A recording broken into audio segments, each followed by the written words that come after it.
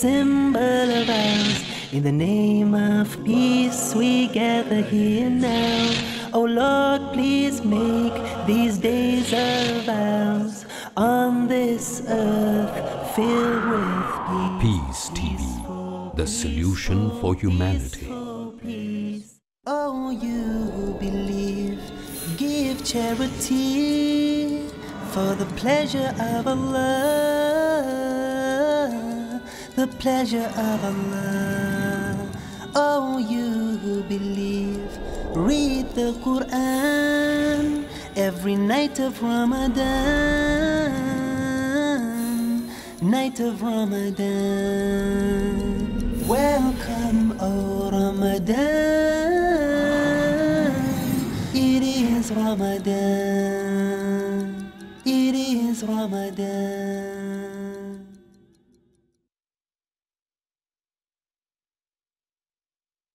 Dear brothers and sisters in Islam and humanity, Assalamu alaikum wa rahmatullahi wa barakatuh.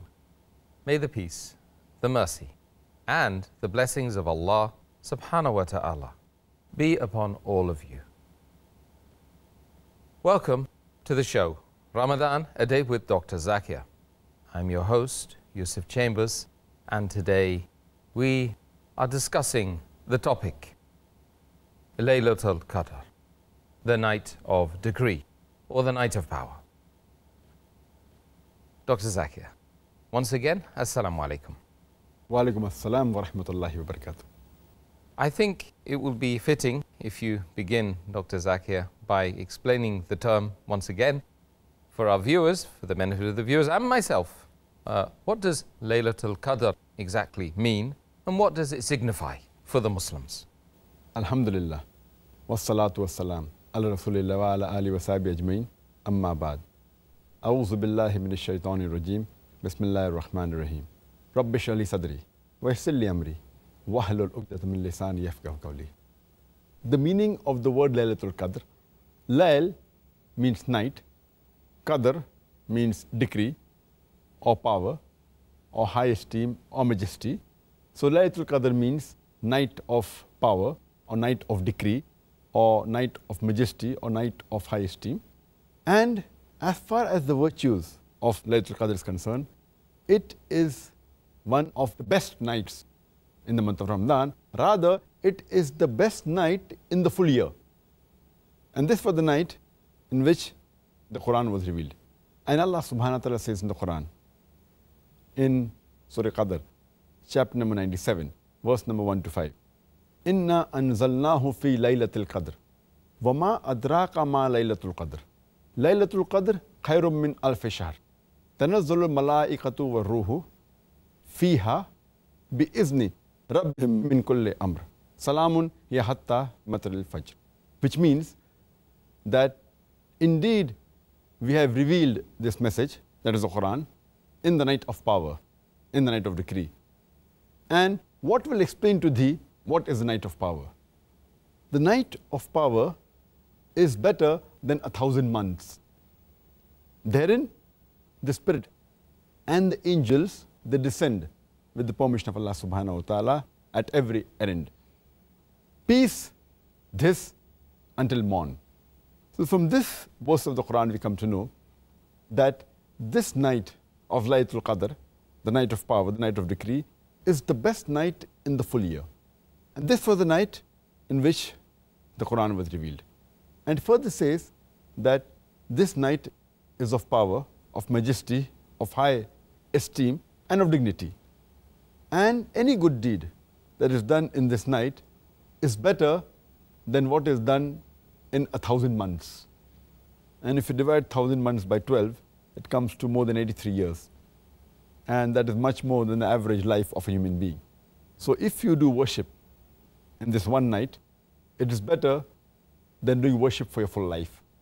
And further it says that this is the night when the angels and the Spirit, they descend down with the permission of Allah subhanahu wa ta'ala. And in this night, there is peace till morning. And further it's mentioned in the Quran, in Surah Dukhan, chapter number 44, verse number 3 and 4, that we have revealed the message, the glorious Quran, in this blessed night. And we warn you from the evil. And in it, we ordain what has been decreed. And this night, Lailatul Qadr, Qadr also means measurement. And it's mentioned in the Quran, in Surah Qamar, chapter number 54, verse number 49, that verily we have created all things in due proportion and measure. So, Qadr also means somewhat like Taqdeer. It's the night of decree. When Allah subhanahu wa ta'ala sends down the decree, the Taqdeer, what is going to happen in the full year, from this Lailatul Qadr to the next Lailatul Qadr. That is the reason our beloved Prophet ﷺ said. It's mentioned in Sahih Bukhari, volume number 3, in the book of superiority of Lailatul Qadr, hadith number 2014, that anyone who prays in the night of Qadr with faith and seeking Allah's reward, all his past sins will be forgiven. So these are the virtues of the night of Qadr. Indeed, a wonderful night. And I pray and wish that we can all find that night this year, inshallah, during this blessed month of Ramadan. Dr. Zakir, several ahadiths and historical accounts say that the Quran was revealed over a period of 23 years. Is there an apparent contradiction between that and what the Quran says that was revealed in one night in Lailatul Qadr? There is no contradiction between the hadith and the historical records and the Quran, because if you read the tafsir of the Quran, that the Quran was revealed in Lailatul Qadr, it means that Allah subhanahu wa ta'ala, He revealed the Quran from Lawh Mahfuz, from the preserved tablet to the lower heaven on the night of Qadr. That is in the night of power, in one night.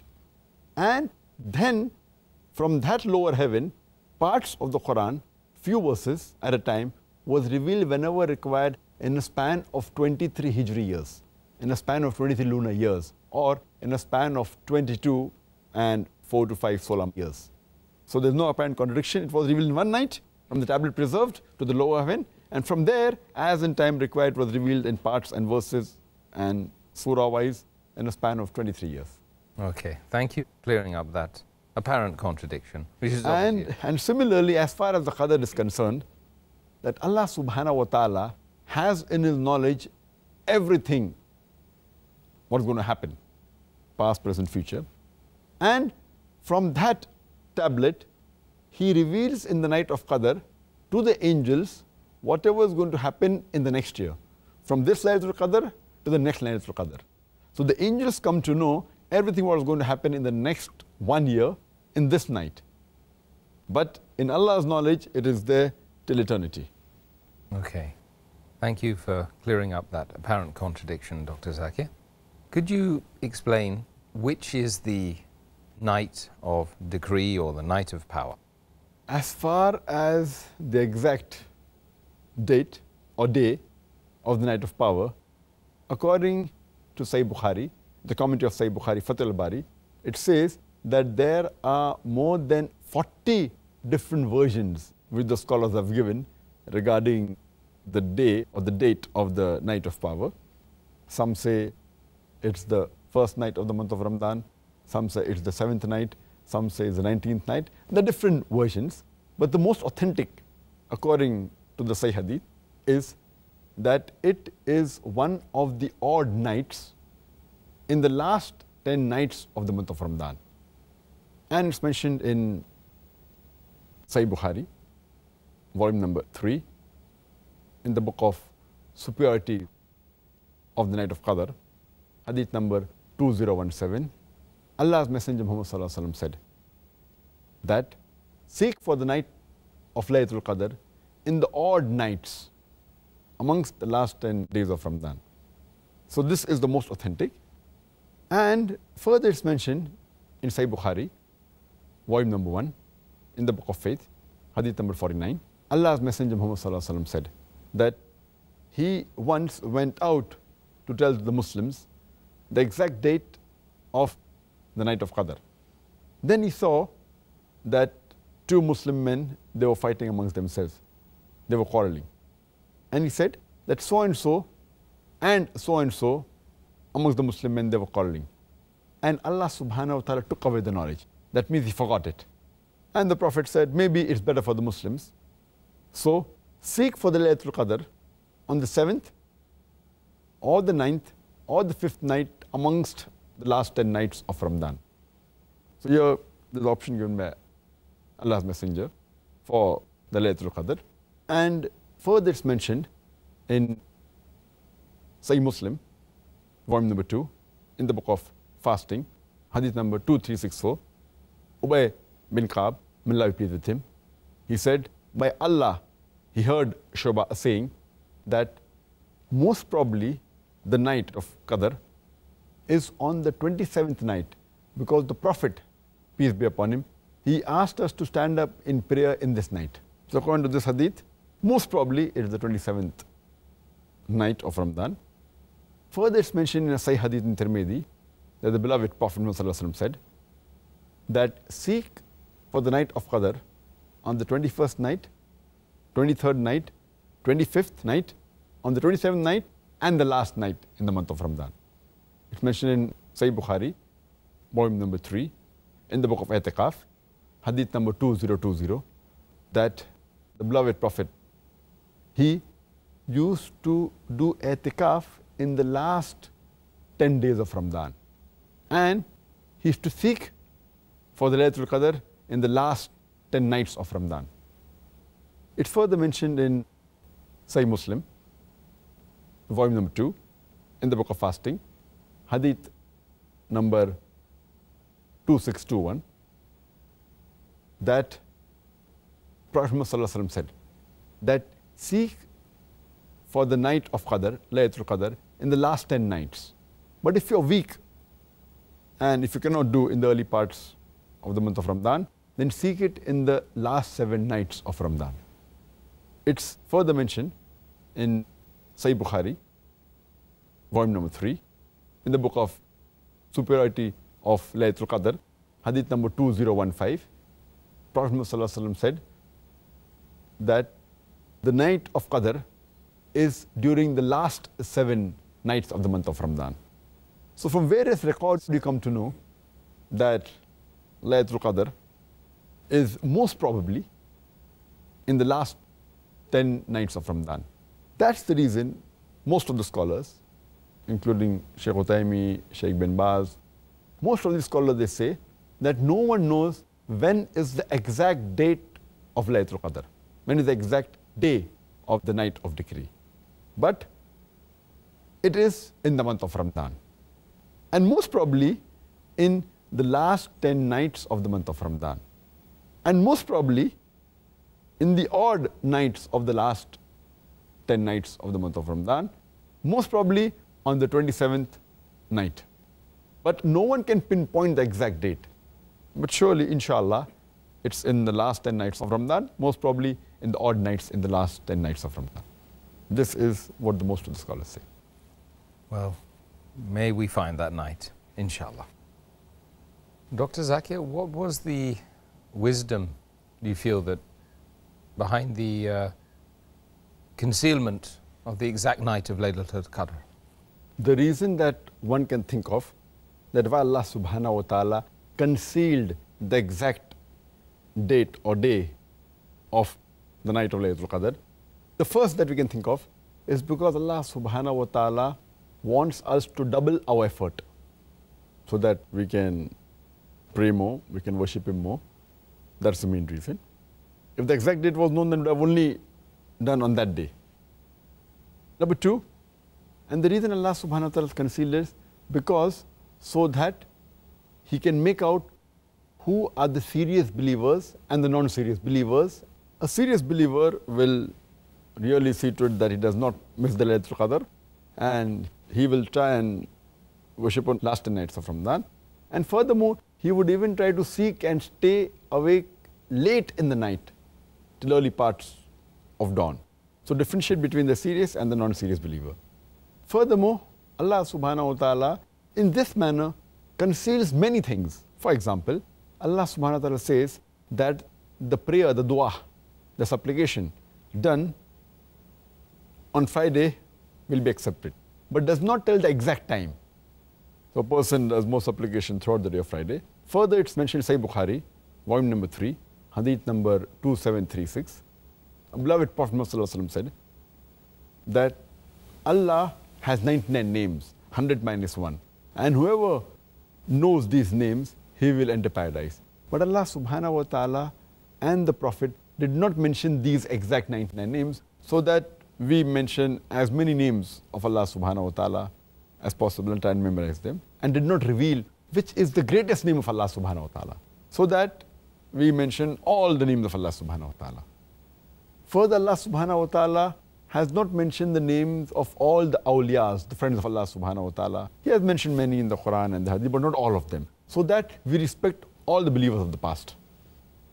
Furthermore, Allah subhanahu wa ta'ala has not told us which day will we die. If we had known that we are going to die after maybe 50 years, so we said, let's enjoy life now. 50 years is left and maybe I'll repent in the last few years. We don't know when we are going to die, so we should be prepared that if we die now, our account should be in the positive, and try and be prepared for the day of judgment. So we don't know when you're going to die. So person is always doing good deeds, maximum as far as possible. And furthermore, Allah also hasn't revealed when is the hour, when is the day of judgment. As Allah says in Surah Luqman, chapter number 31, verse number 34, that no one knows the hour, when will it come. So that we are prepared to die today, prepared for the day of judgment, so that we should always be following the commandment of Allah subhanahu wa ta'ala. So that's the reason that Allah subhanahu wa ta'ala has not given the exact day and date of Lailatul Qadr. Okay. Well, Doctor, that's very good. I mean, the only thing that I'm a little bit concerned about now is how should and many of the viewers will be concerned about, is how exactly should you or a Muslim seek Lailatul Qadr? There are guidelines given in the hadith how you should seek for Lailatul Qadr.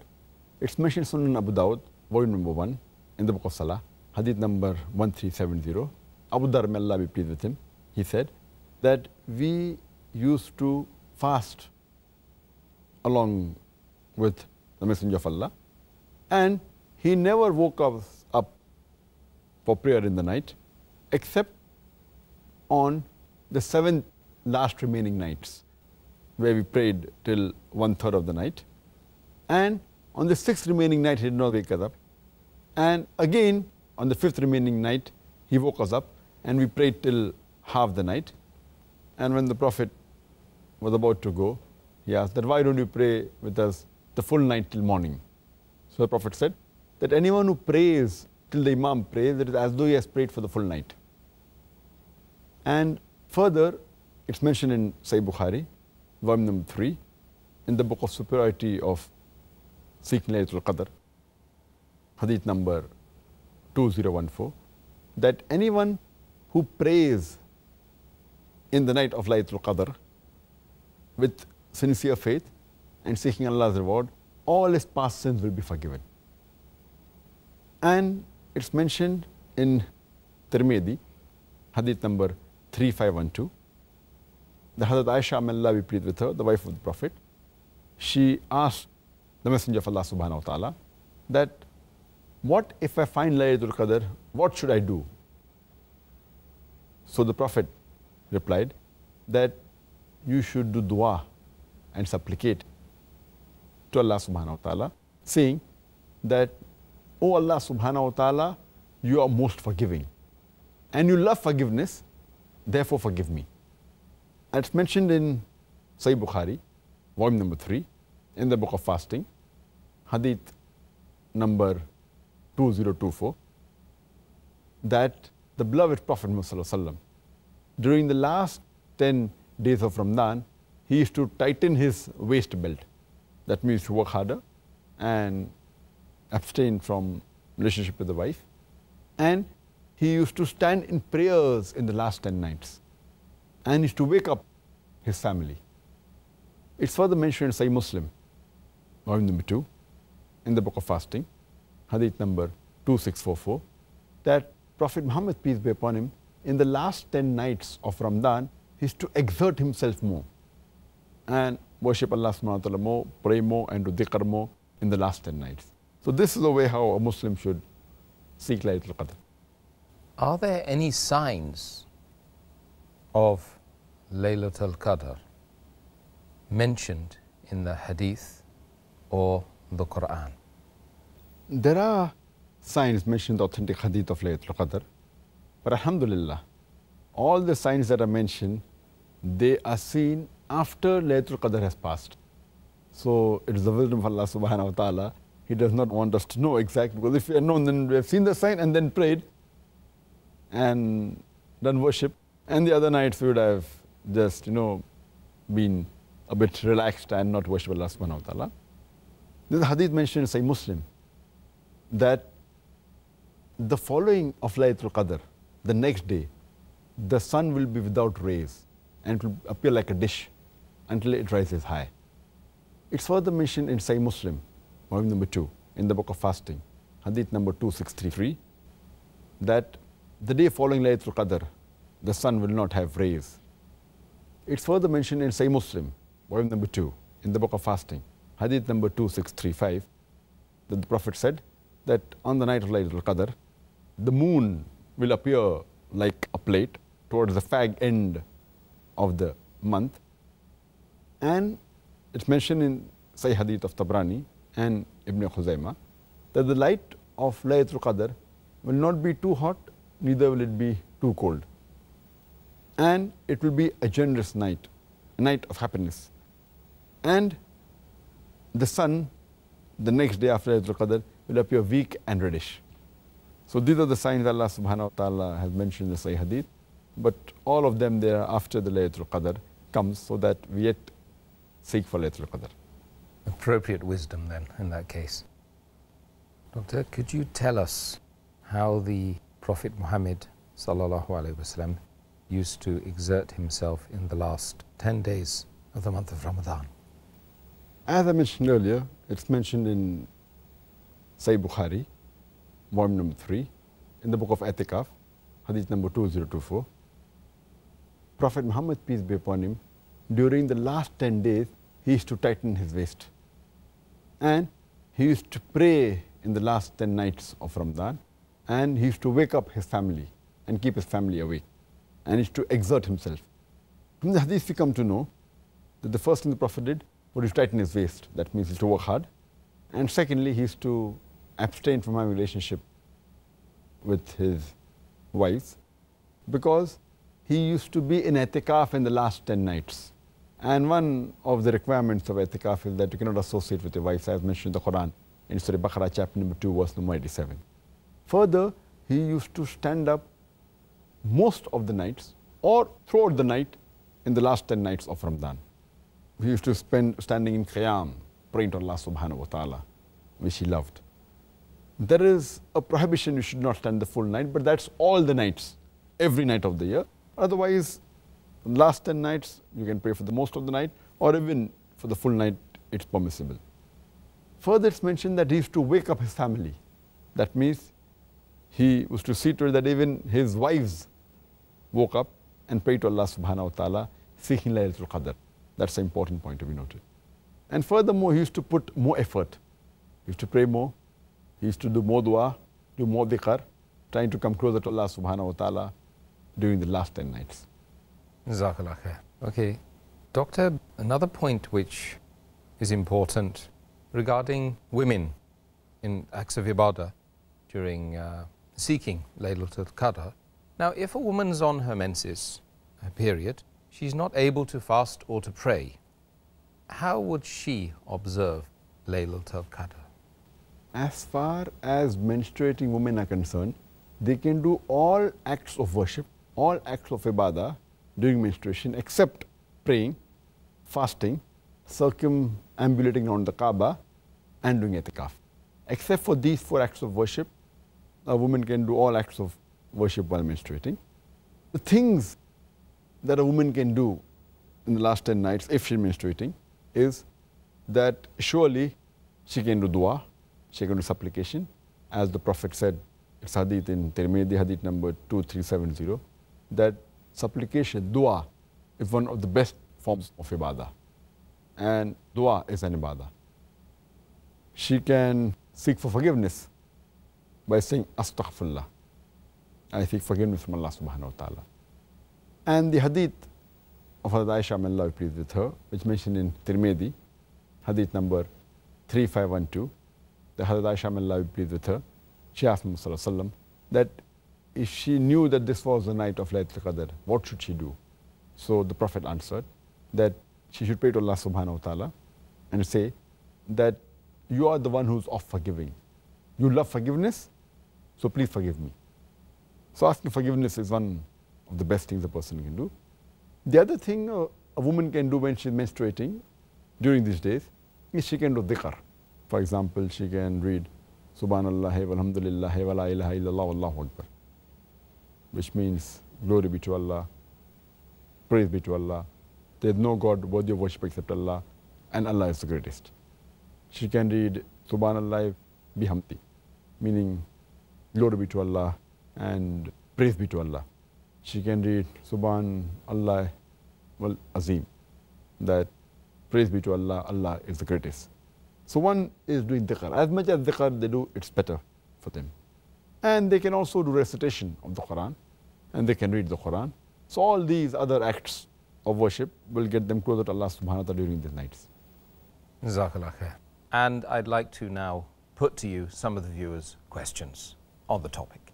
First question we have, if everything is destined by Allah and if I commit any sin, then who is to blame? If I am destined to commit a murder and then I commit a murder, but naturally I will not be responsible for it. It is Allah who has destined it. Therefore, He will be responsible. Then why should I be punished for this? As far as the question of this qadr is concerned, it's a common question asked by Muslims as well as non-Muslims about the qadr of Allah subhanahu wa ta'ala, and it's difficult to understand. I'd like to give an example for people to know that Allah subhanahu wa ta'ala has ilm-e-ghaib, has knowledge of the unseen. He has knowledge of the future. I'd like to give an example that if in a classroom there is a teacher who teaches the students, after 1 year has passed, before the examination, the teacher predicts that this child, he will come first class first. This child, he'll get a second class. This child C, he will fail. And once the examination takes place, and when the results are out, student A gets the first class first, student B, he gets a second class, student C, he fails. Now the question I would like to ask is that just because the teacher predicted that the student C would fail, can the student C blame the teacher saying that because the teacher predicted that I will fail, I have failed? But natural answer is no. The teacher predicted the student A will get a first class first because he knew that the student was studious and he was intelligent. Student B, he was an average student. Student C, he used to play hooky, he used to bunk school. He never used to study, never used to do the homework. So based on that, the teacher predicted that student C would fail. But student C cannot blame the teacher because the teacher predicted I will fail, therefore I failed. The student himself is responsible. Similarly, Allah subhanahu wa ta'ala has ilm-e-ghaib. For example, when a human being comes at a crossroad, there are 5 roads from which he can choose. Road 1, 2, 3, 4, 5. He has the free will, he can choose any. He chooses road 3. And that's already mentioned in the destiny that he will choose road 3. It is not because Allah has mentioned he will choose road 3 that he has chosen road 3. It is because he will be choosing road 3, Allah subhanahu wa ta'ala writes in advance because he has ilm-e-ghaib, like how the teacher predicts in advance. So Allah knows this person has a choice. He can choose any of the roads from the 5 roads available, but he chooses road 3. So Allah knows in advance he will be choosing road 3. Therefore, he mentions in the qadr, in the taqdeer, that he will be choosing road 3. Now, once he goes to road 3, after some time, he comes on another crossroad, 1, 2, 3. He chooses road 3. No, because he will be choosing road 3, Allah knows in advance, he has ilm ghaib. So he's mentioned that after some time, he'll come at another crossroad and this particular person will choose again road 3. It is not because Allah has mentioned in Taqdeer that he will choose road 3, that is choosing road 3. It is because he has chosen road 3, Allah has written in advance. It's a bit confusing, but you realize that Allah has ilm ghaib. Same way, a person, if he wants to earn his livelihood, he has both choices. Either he can strive hard, work hard, and do on his job and earn that money, or he can rob, or he can steal. The choice is this person prefers to steal. Now Allah knows in advance that at the age of 25, he has the option of working hard and earning honest living, or stealing. But this person steals. So Allah knows in advance he will be stealing, therefore Allah has written the Taqdeer he will steal. It is not because Allah has written that he has stolen, it is because he will be stealing, Allah has written in advance. So similarly, if a person commits murder, it's his choice. He can either not commit murder, or he can commit murder. Choice is his. And he commits murder. Who's to blame? He's to blame. So here we realize that Allah has ilm ghaib. So that's the reason there's a saying in Urdu, there's a very good couplet by Allama Iqbal, which says, खुद ही को कर इतना बुलंद कि हर तकदीर के पहले खुदा अपने बंदे से खुद पूछे बता तेरी रज़ा क्या है. Which means that make yourself so great that before Allah writes the destiny, He will ask you that what is your wish. Thank you for that wisdom and offering that as an answer to that particular viewer and many other viewers that probably needed to know that as well. Question 2. How correct is the phrase which some people say in their dua, "O Allah, I do not ask you to change your decree, but I do ask you to help when it comes to pass"?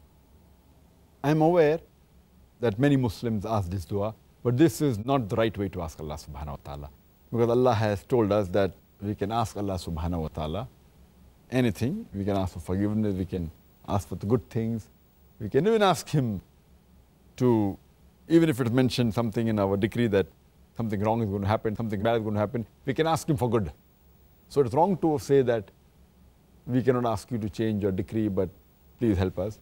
Further, it's mentioned in the Quran, in Surah Falaq, chapter number 113, where it says that, "Qul a'udhu birabbil falaq," that say, we seek refuge with the Lord of Dawn from the mischief which has been created. So we are asking Allah subhanahu wa ta'ala for protection, for refuge. It's mentioned in Sahih Bukhari, volume number 9, in the book of Qadr, hadith number 6616, that the Prophet said that take refuge with Allah subhanahu wa ta'ala from the severity in the calamities, from the evil end and the bad fate, and from the malicious joy of the enemy. So, but naturally you can ask Allah subhanahu wa ta'ala to change His qadr. But I'd like to give an example, that suppose there's a student who appears for the examination and he hasn't fared well, and he knows that he's going to fail. So he comes home and he prays to Allah subhanahu wa ta'ala that, "Ya Allah subhanahu wa ta'ala, please pass me." And Allah subhanahu wa ta'ala accepts his prayer. So in the qadr, it was mentioned that this particular student, he was going to fail. He comes home and he prays to Allah subhanahu wa ta'ala. Allah subhanahu wa ta'ala even knows whether the person is going to pray to him or not. And Allah even knows whether he's going to accept his prayer or not. So in the original qadr, it was mentioned he's going to fail the examination. Allah also knows in advance that he'll come and pray and ask Allah to pass, so that he pass him the examination. Allah even knows that he's going to accept his prayer and pass him the examination. So actually the qadr is perfect, it doesn't change, but the previous qadr, which was there that he's going to fail, is there.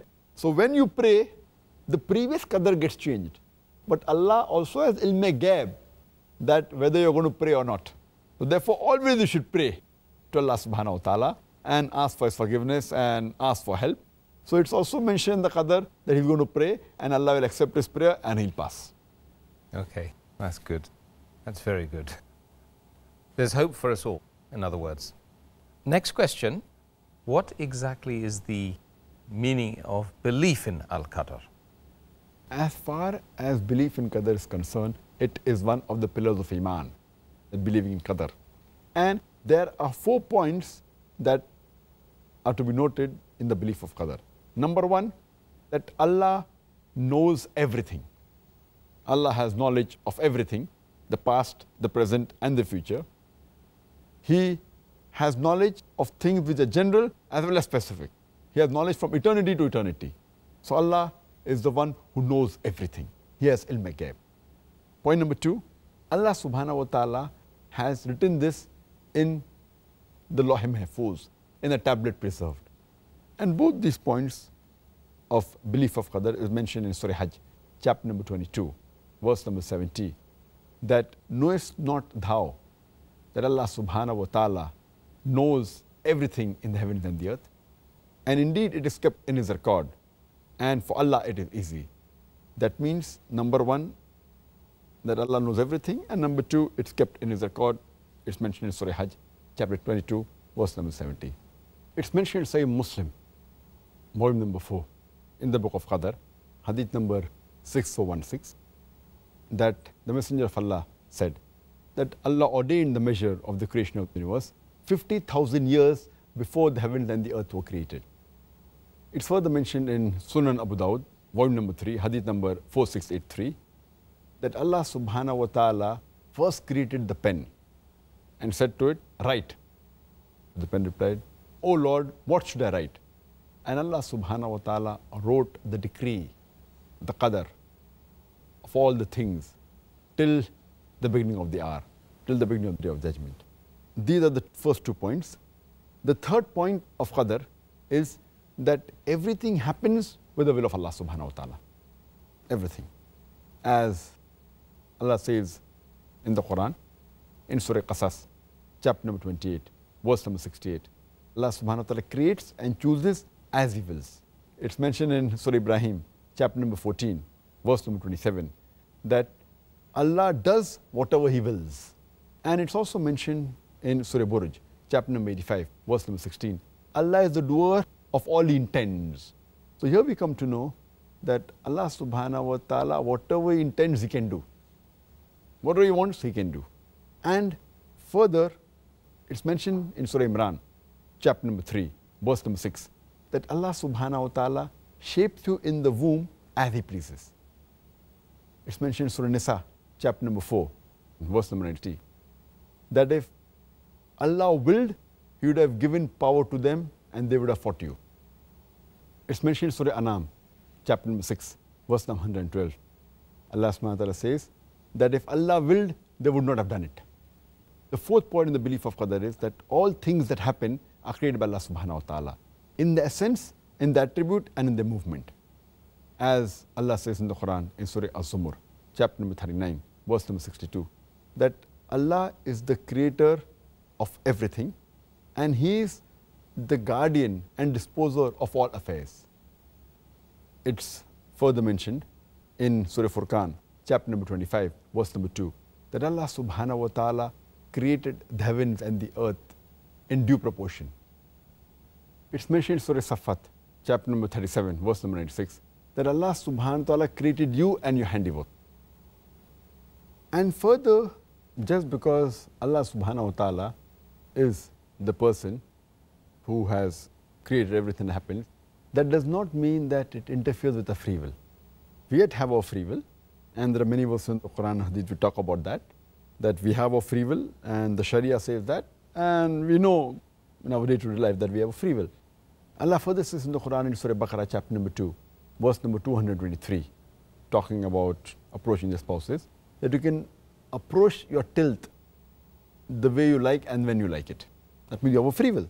It's further mentioned in Surah Al-Ghabun, chapter number 64, verse number 16, that fear Allah as much as you can, listen to Him and obey Him.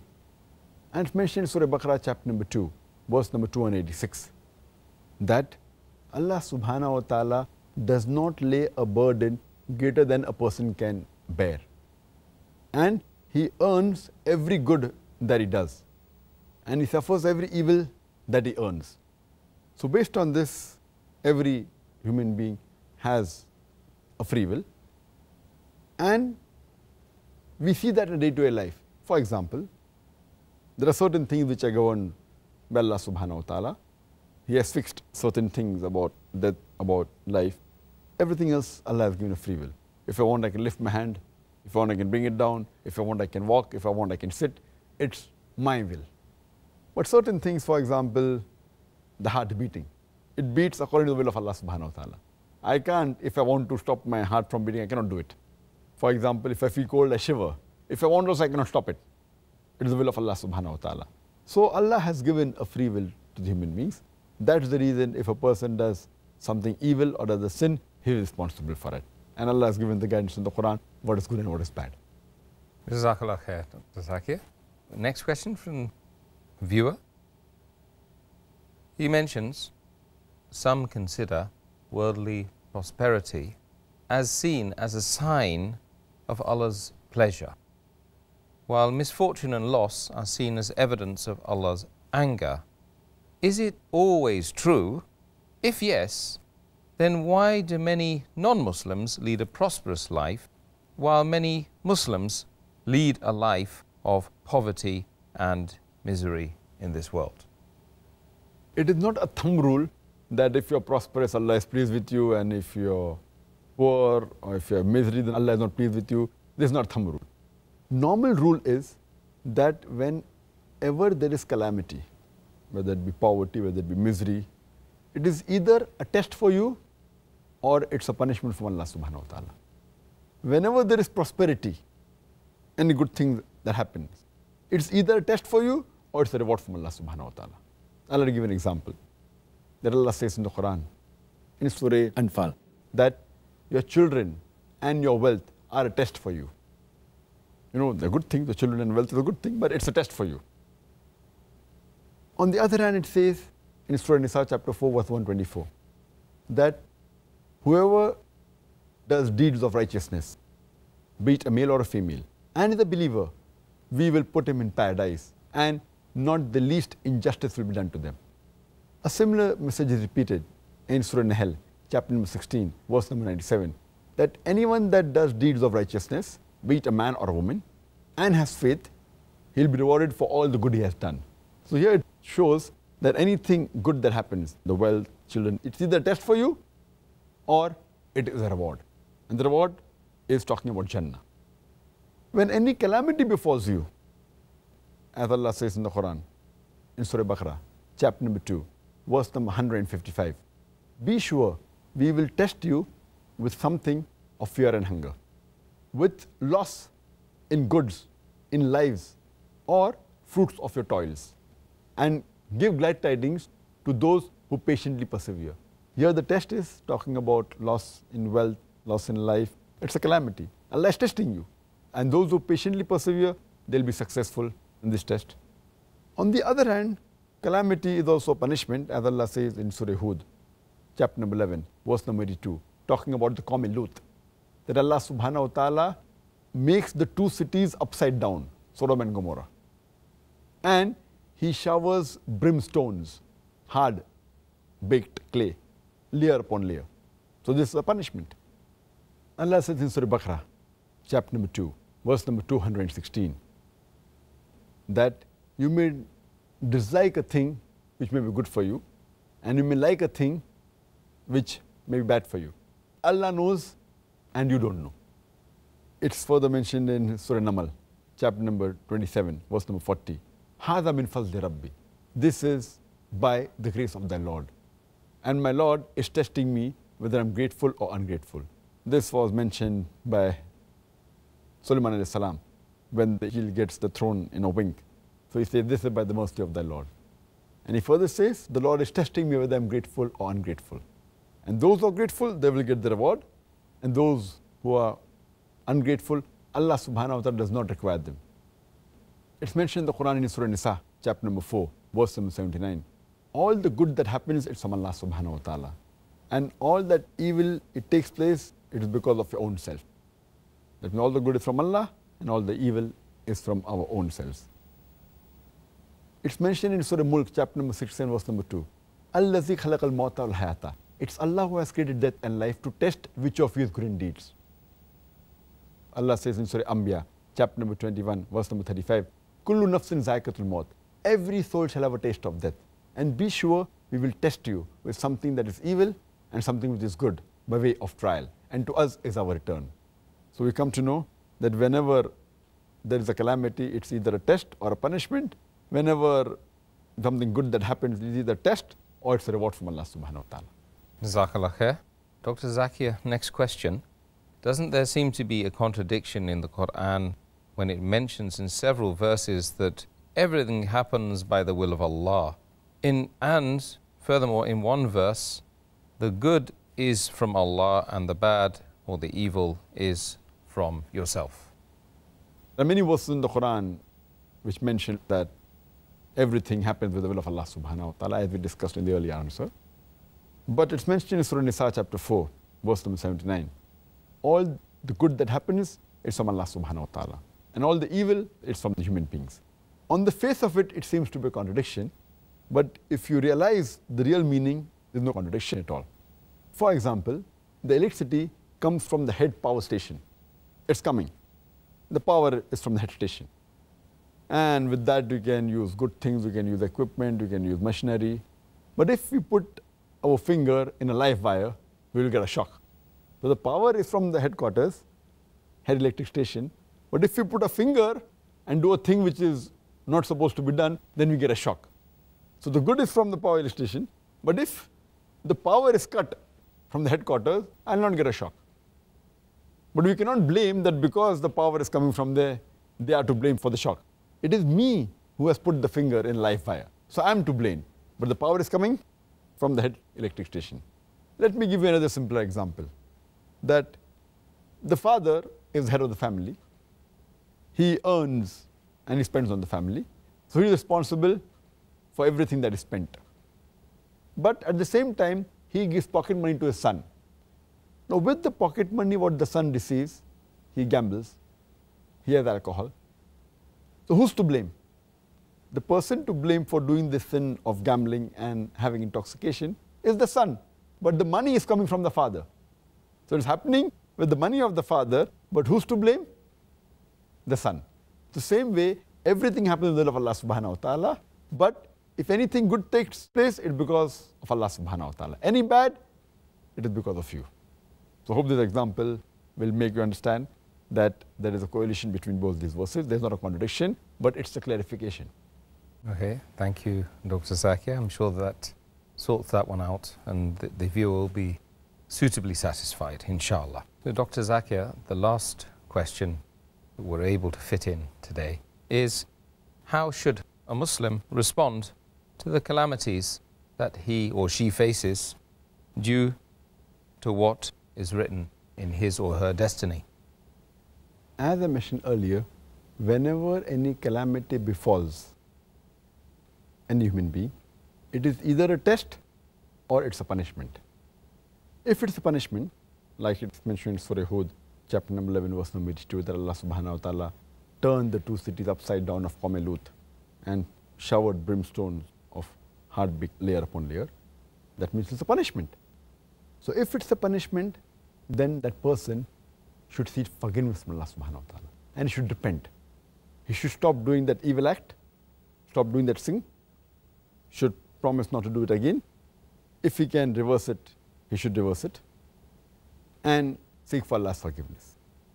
If it is a test, like Allah says in Surah Baqarah, chapter number 2, verse number 155, that surely we will test you with something of fear and hunger, or loss in goods or lives or toils of your fruit, and give glad tidings to the person who patiently perseveres.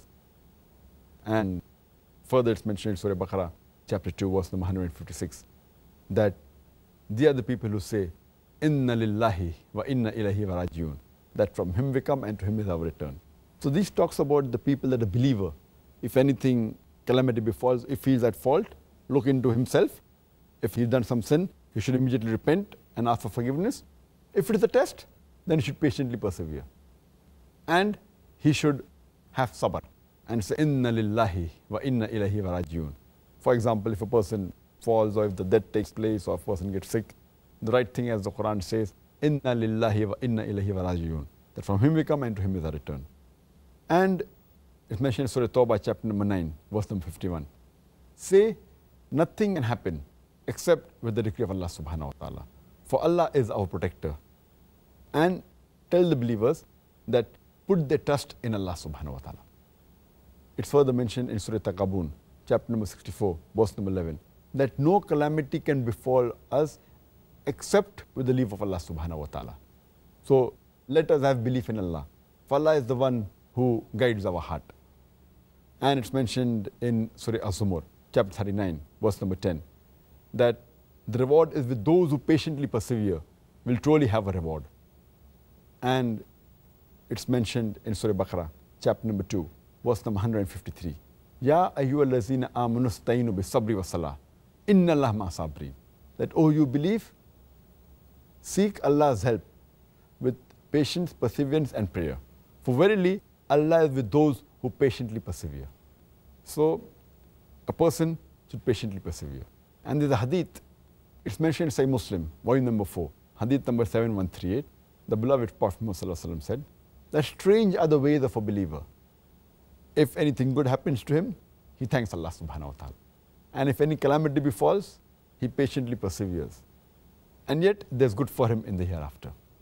So whenever any calamity takes place, if he's at fault, he should rectify it. Otherwise, he should patiently persevere. For Allah says, seek help of Allah subhanahu wa ta'ala with patience, perseverance and prayer. For verily, Allah is with those who patiently persevere. Jazakallah khair. Once again, Dr. Zakir, we have come to the end of this show. Alhamdulillah, derived great benefit myself. I'm sure, again, the viewers once again have. Likewise, inshallah. And I pray that you, I, and they will benefit from all these wonderful answers you've given today. Jazakallah khair. So, brothers and sisters, I trust that you have benefited from the topic tonight. And I urge you to join us tomorrow when we will be discussing the topic itikaf. Assalamu alaikum wa rahmatullahi wa barakatuh. حافظين ذاكرين قانتين خاشعين